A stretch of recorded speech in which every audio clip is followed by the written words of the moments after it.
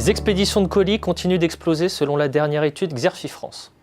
Et avec la création d'un marché unique numérique en Europe, les livraisons transfrontalières vont encore franchir un nouveau cap d'ici 2022. À cet horizon, les revenus du colis hors express progresseront encore à vive allure, tout comme le chiffre d'affaires des acteurs de l'express colis léger. Une croissance à laquelle les acteurs du marché tentent de se préparer en investissant massivement. Par exemple, le hub européen de FedEx à Paris-Charles de Gaulle va devenir le deuxième plus important au niveau mondial.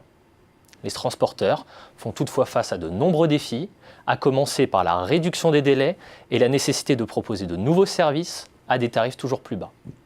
Car en aval, les géants du e-commerce offrent souvent les frais de port et ont même généralisé les services d'abonnement avec livraison premium et illimitée pour répondre aux attentes des consommateurs, toujours plus exigeants, mais peu enclins à payer le juste prix des envois.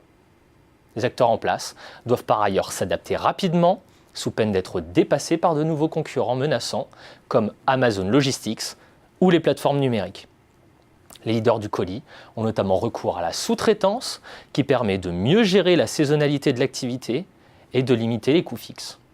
Seulement, la sous-traitance n'est pas la panacée, ni pour les clients, ni pour les transporteurs. En effet, la livraison est la seule interface physique du e-commerce et revêt de ce fait un caractère crucial pour l'expérience client. Tout problème écorne l'image du transporteur et encore plus celle du site marchand.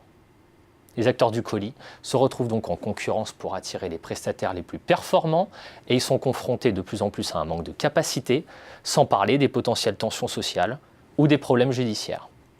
Par ailleurs, la transformation des acteurs du colis ne se limite pas au réseau, mais implique également une évolution des services pour mieux répondre aux besoins des e-acheteurs. Les opérateurs multiplient ainsi les initiatives pour proposer toujours davantage de modes de livraison, de rapidité et de flexibilité dans la date et les horaires.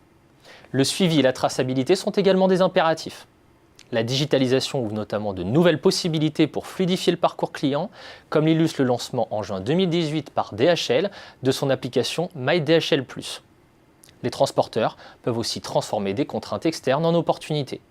Ils accélèrent entre autres leur transition vers des flottes vertes pour se conformer aux restrictions de circulation sur les véhicules polluants. Ils peuvent ainsi établir un levier de différenciation vis-à-vis des concurrents et un levier marketing vis-à-vis de leurs clients. Enfin, les innovations technologiques, drones et robots de livraison notamment, promettent de révolutionner le marché du colis. Avec un bémol, si les projets de développement avancent promptement, des freins d'ordre politique et réglementaire restent à lever pour déployer à grande échelle la livraison de colis par des robots ou des drones.